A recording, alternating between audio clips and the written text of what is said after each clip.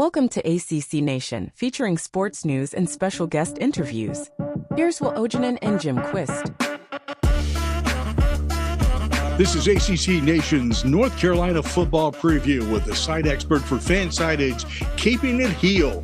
Contributes significant Heels football and basketball content and is here to share his thoughts on the 2024 version of Tar Heels football. Our special guest is Nick Delahanty.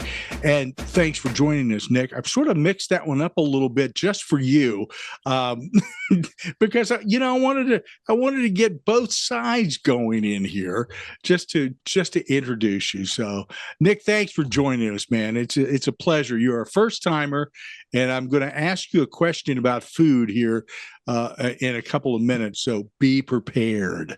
All right. Hey, before we get into depth with Will, I'd like to do a little compare and contrast with this year's team versus, say, 1 or 2 years ago.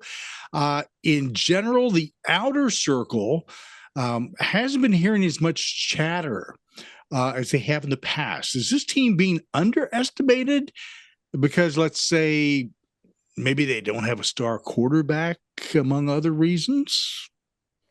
Yeah, so first and foremost, thanks for having me, guys. I appreciate the offer to come on the show and talk some Carolina football. I think the biggest thing with this team is based on the last couple of years, people are starting to not believe in what they can do, especially given the way that the last couple of seasons have ended.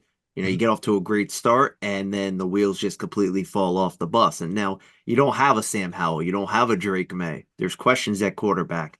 The defense is still a big question mark. So I think that people are kind of in that point where they're waiting for Carolina to make that move and say, you know what, we're here and we're here to stay and we're here to be competitive.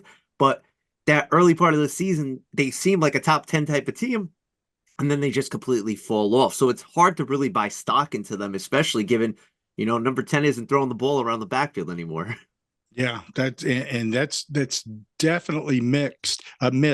So let's find out a little bit more about what this team is about this year, and Will's going to take the ball and run with that.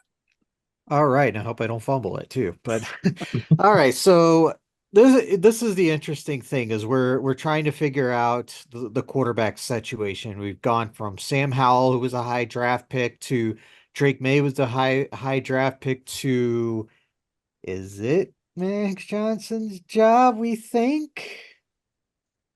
I'm going to say it's Max Johnson's job to lose. And the reason why I think that, and I really do like what Connor Harrell brings to the table. His athleticism is definitely better than Johnson's. He can run.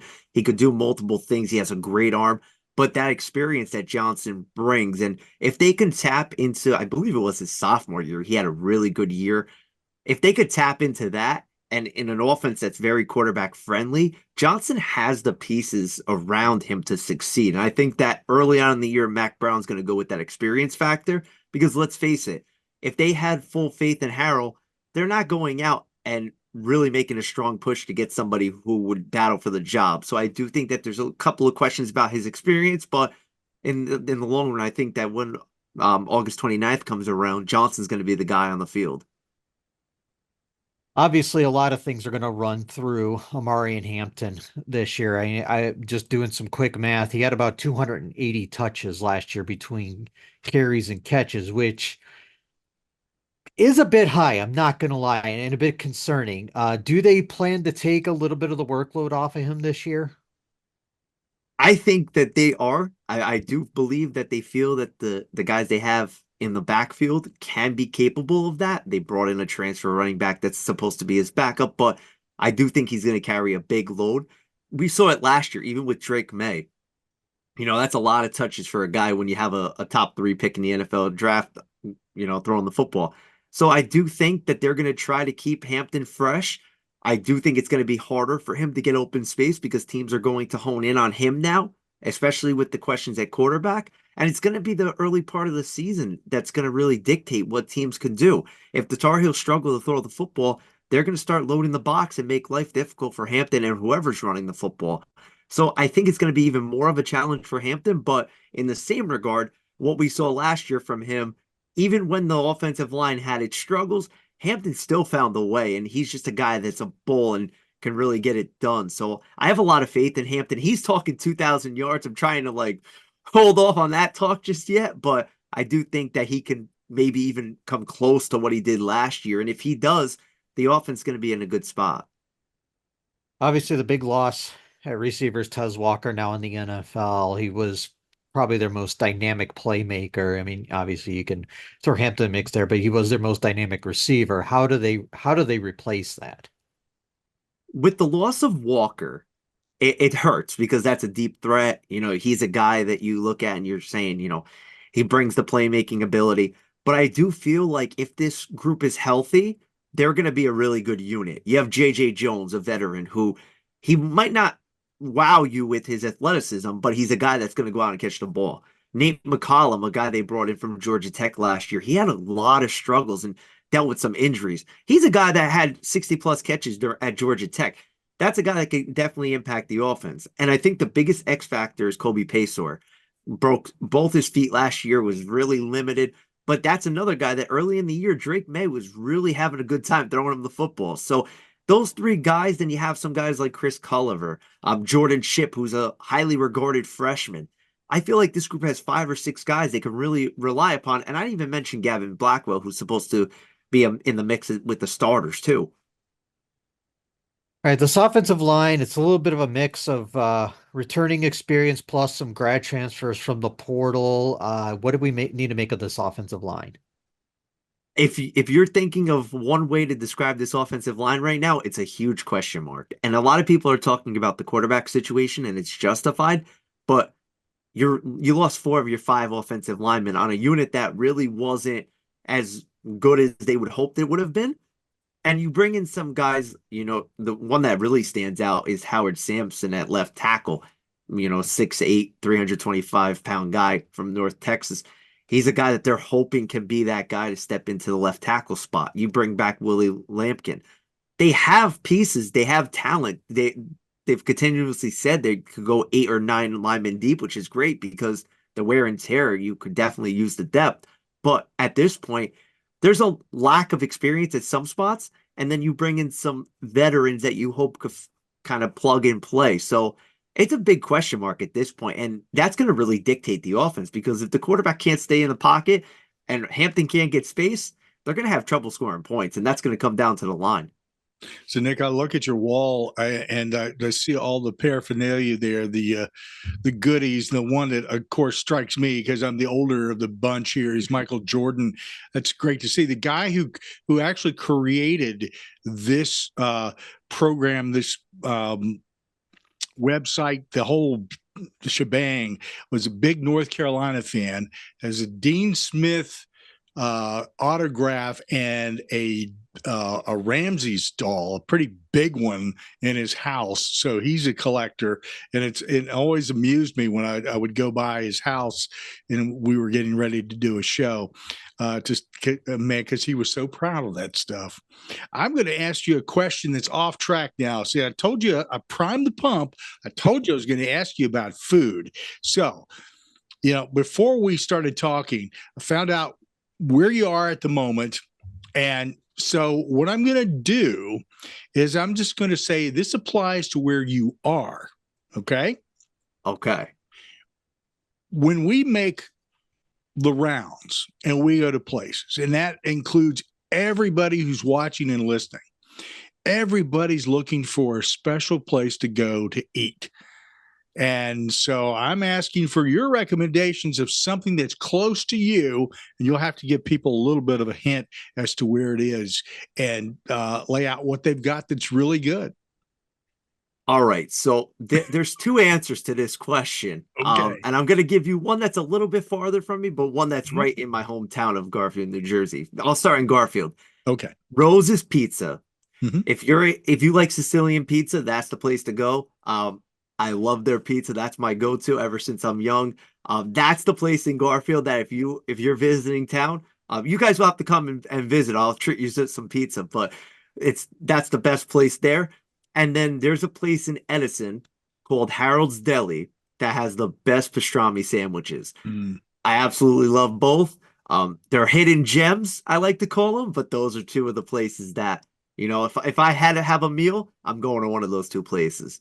All right. So when you get pizza, is it a slice or is it pie? Oh, we get a whole pie. I think at this point my whole family knows that I'm just a big Sicilian guy. So when we go for pizza, we get a pie and then I'm eating it the next day for lunch. It's even better the second day when you heat it Of up and it's nice course. and Yeah. crispy. That's the way to go there. So I like believe it or not, I was thinking this yesterday because I happened to have a slice of pizza and it was I was thinking to myself, I really like pizza cold the second day. And I think that's a carryover from my 20s. So and some yeah, people like it like that the I second day. yeah, I think you can paint the picture of why I was eating it that way. So uh let's take a look at some aspects here. We were also talking about Minnesota because Will is out that way, and Minnesota is first on the schedule. So this, as you indicated, this could be a little bit of a challenge. We'll get into the rest of the schedule here toward the end of the program, but that intrigues me. They have to travel.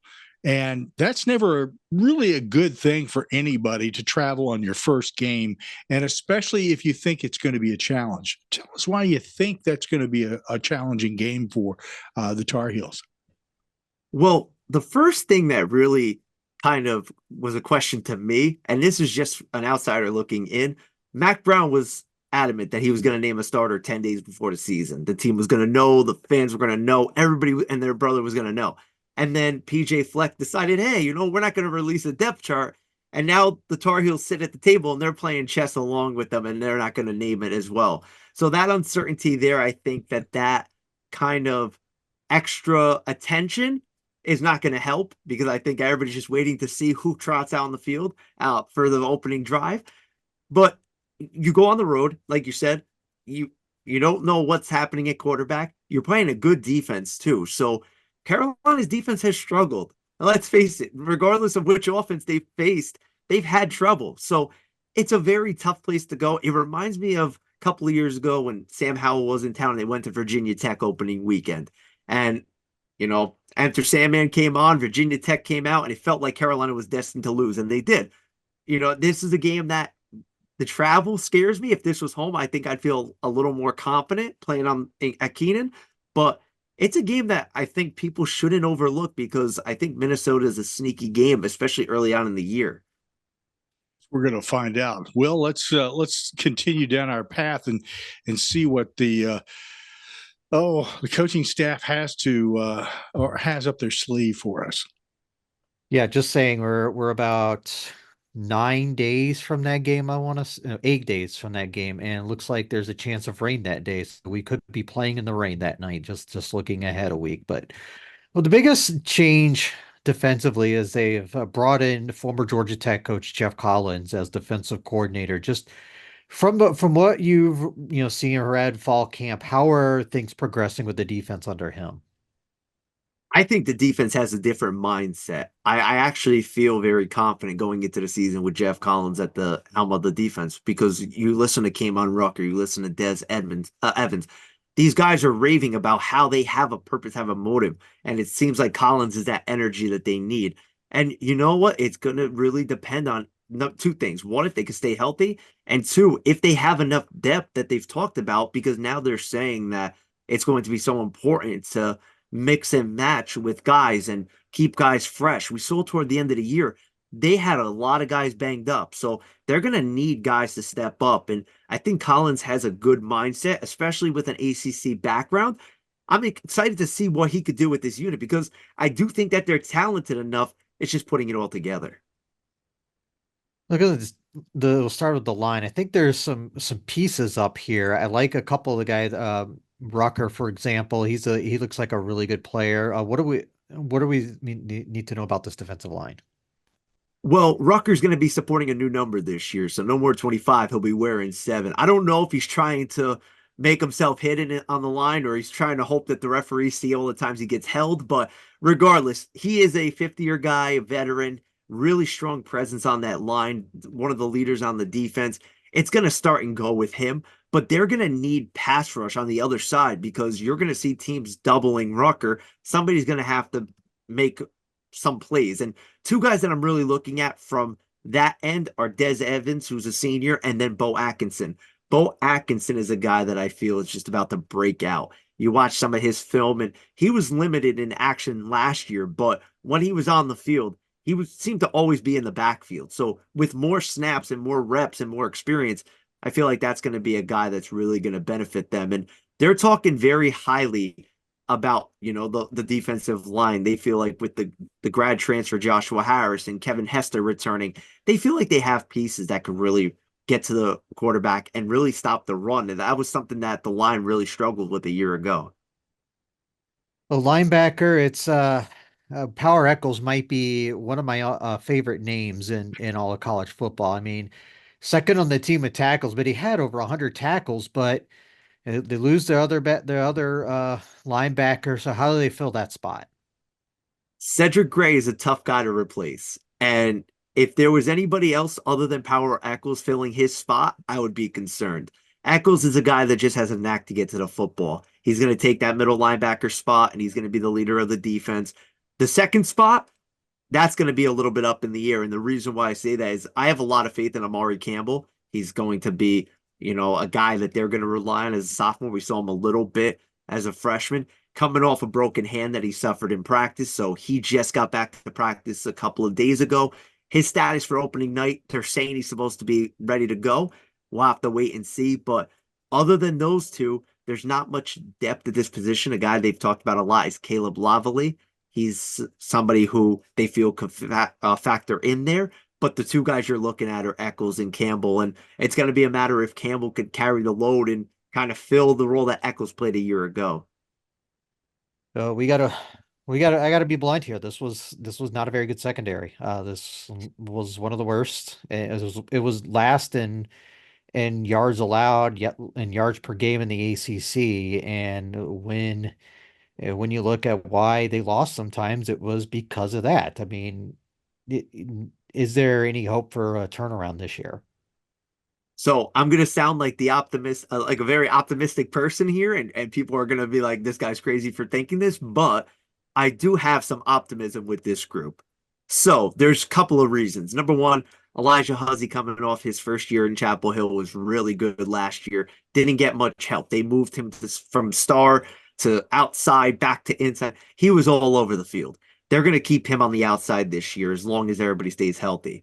You look at the other side, Marcus Allen's a guy that really struggled. They seem to target him a lot, but the experience and, his size frame, you can't teach that. So hopefully the experience from a year ago will benefit him. But the guy I'm really looking at among the corners is DeAndre Boykins, who missed all of last year. He's a guy that should fill that star position. He had 60-plus tackles during his sophomore year.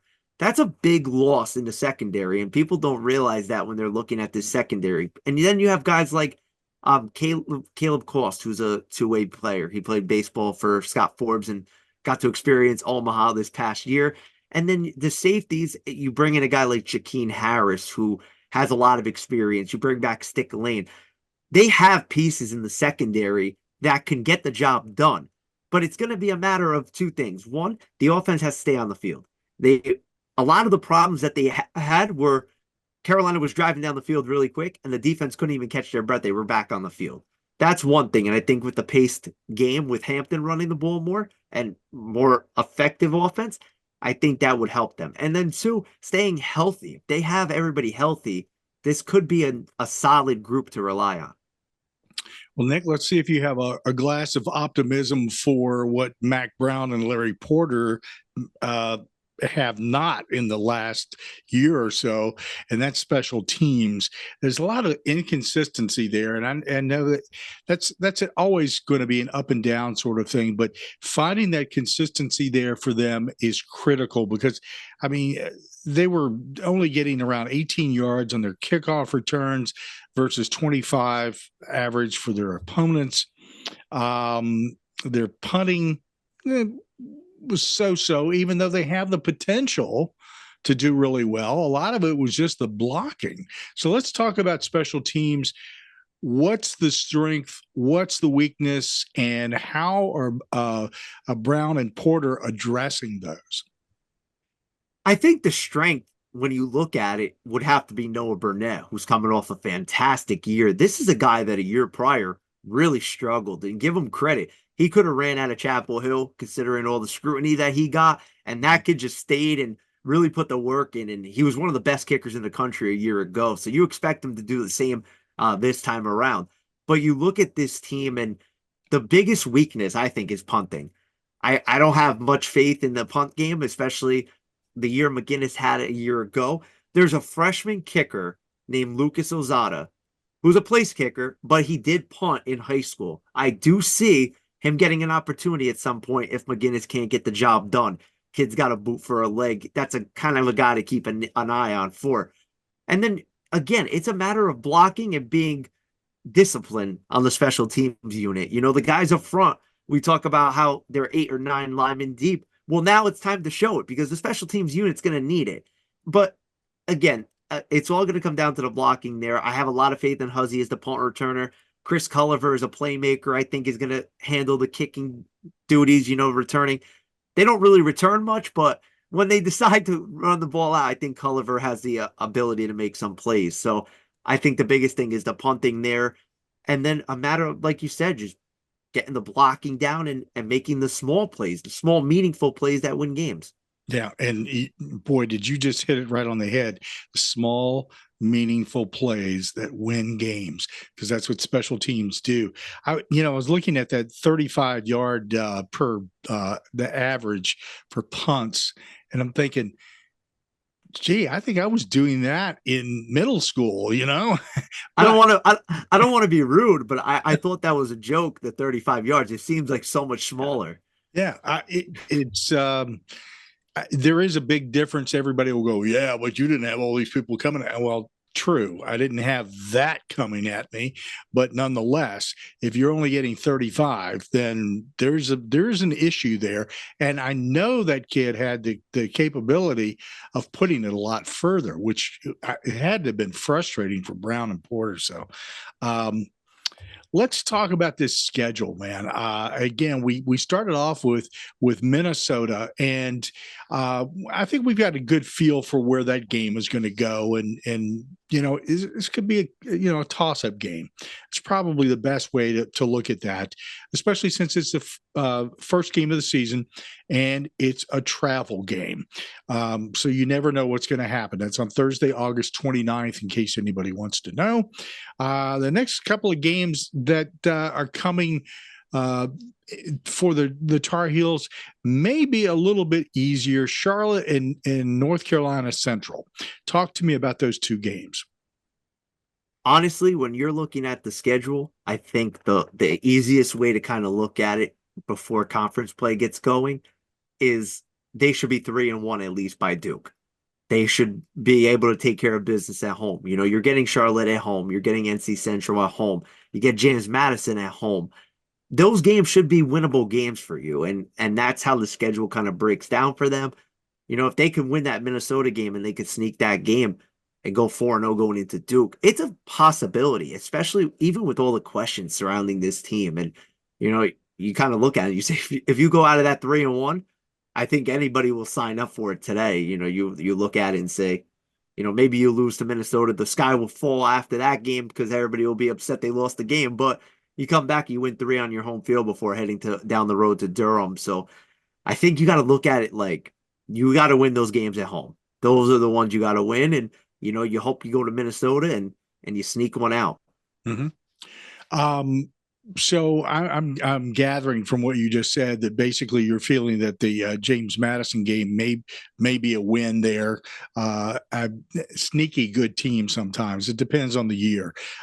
Duke, first-year coach there, even though he's seasoned in the ACC, but he doesn't have the personnel, so that could very well be a win. And then we get into Pitt and Georgia Tech, and then we start running into some competition here and some problems. Thoughts on those two? Pittsburgh scares me, just because for some reason Carolina just, you know, has their struggles against Pitt. So that game scares me, even though it's home. They're always a sound team. They always give Carolina problems. And same with Georgia Tech. They're a very unique style play. And, if they could stay on the field long, the Tar Heels defense has to be able to bend but not break. So those are two games, especially at home, I feel a little more confident with, because especially given Pittsburgh's homecoming. So the energy at Keenan should be electric. They should have a good feel for it. But those two games are one that, I wouldn't write as wins automatically. But I would say they're going to be tough games for Carolina. They're not going to be just gimmies. It's going to be interesting to see how Georgia Tech performs against Florida State in that opener this weekend. That should be very telling as to what North Carolina will have to deal with on down the road. Then up next is UVA, who has had their struggles coming along, but this is always an interesting game when you get Virginia and North Carolina going head to head. You never know what might happen. Yeah, absolutely. And that's kind of a two-game road stretch that really, when you look at the calendar, it's a tough one, because you don't want to look ahead to Florida State. But if Virginia comes in with a 500 record or a below 500 record, that might be a game where you're looking ahead. And we've seen Carolina look ahead in the past. Mac Brown was quoted as saying, "Don't eat the bad cheese" last year. And after that, everything just kind of went downhill. So I guess they did eat the bad cheese. But that's a game that, again, on the road, you just never know with Virginia. And like you said, they're up and coming. So it'll be telling to see where they're at in that process. I do feel like they're on the trajectory back up. But that's kind of one of those games you say, okay, don't look past that game, because you could end up with 2 losses back to back on the road if you look ahead too much. Up next is Florida State, and no easy walk. No, not by any means. And I think that depending on how they do early in the year, let's say Carolina gets off to a great start, that's going to be a really telling game to see where they're at, because that's going to be national competition for them. That's going to be a team that is getting a lot of notoriety. They're getting a lot of love from everybody. So I think that's a game that, if you want to look at a make or break, especially if they do well early on, it's going to be that one, because that could have ACC implications. That could have a lot of different things for the Tar Heels. Wake Forest and Boston College are up next on the schedule. Boston College is another don't look ahead game, because those people from down the road that we don't like to really talk about are following that one. There's a lot that you can really look to. Senior Day, NC State's coming to town, the rivalry there. I do think that they'll end up taking that game at Boston College. I feel like they're in that spot where they'll be okay. Wake Forest at home, I would love to say that that's a game that they'll win, but another team on the schedule that they have trouble with randomly. So there's always one game on the schedule that you would say they should win this game, and they just completely don't win the game. So that's a game that I can look at and say, that's a game I would expect them to win, but I could definitely see them throwing up a clunker in that one. All right, let's NC State. As you said, this is just head banging, Best. All right, so the Carolina in me wants to say that the Tar Heels will take care of everything on senior night. They'll handle business. But how the seasons have ended in the past, and how NC State's kind of got that trajectory up, I could see NC State winning this game. I got to be honest. It's a game that I could see Carolina losing to end the regular season, and hopefully it's not at a point where they need to win to get into a bowl game, because then it's a tricky situation, depending on what happens before that. All right, so that leads right into my next question. Is this a bowl team? I'll say yes. Okay. I'm going to say they're a bowl team. I do think that they have talent. I feel like if Mac Johnson can stay healthy and they can keep him productive, I think that they'll be okay offensively.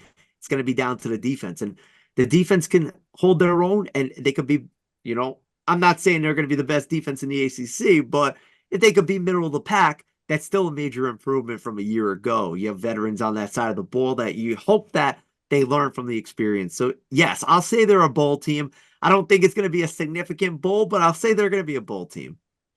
Fair enough. Will, final thoughts?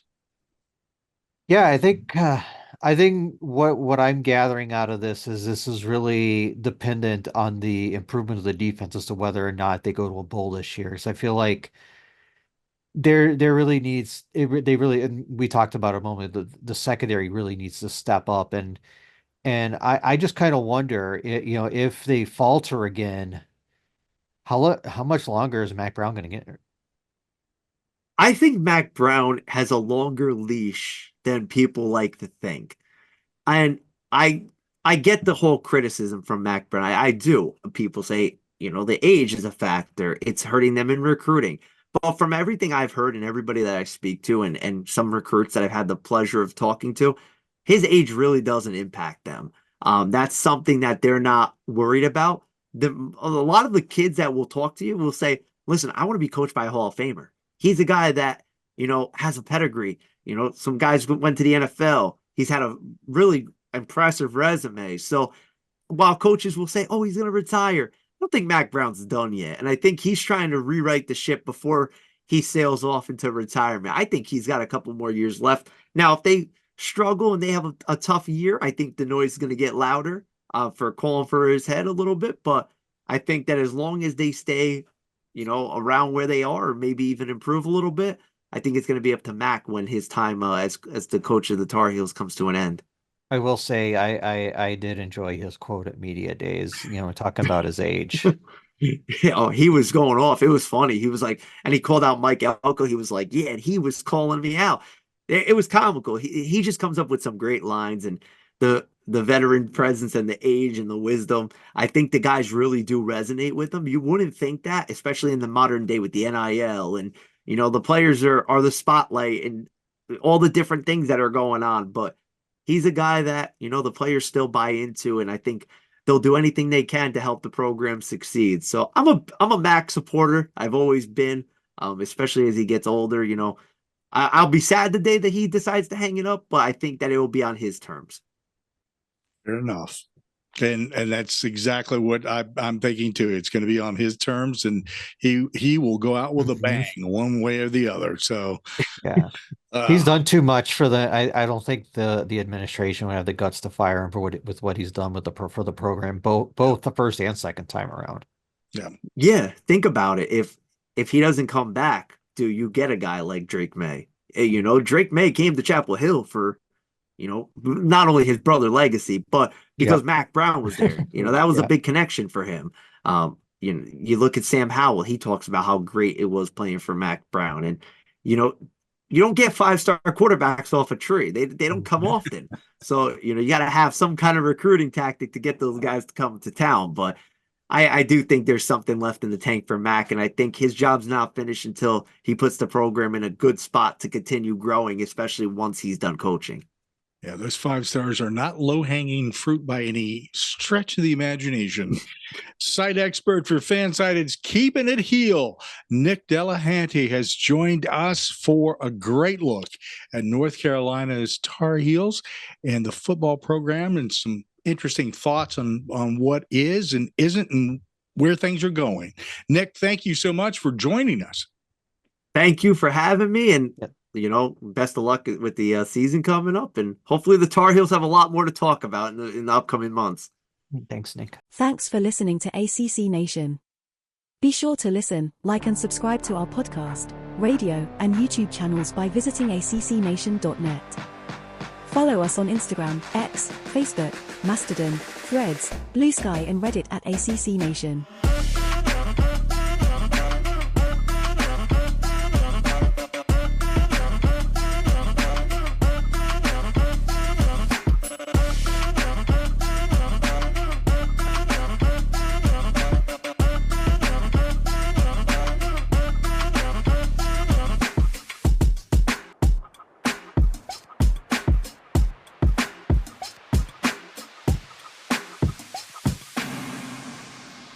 ACC Nation.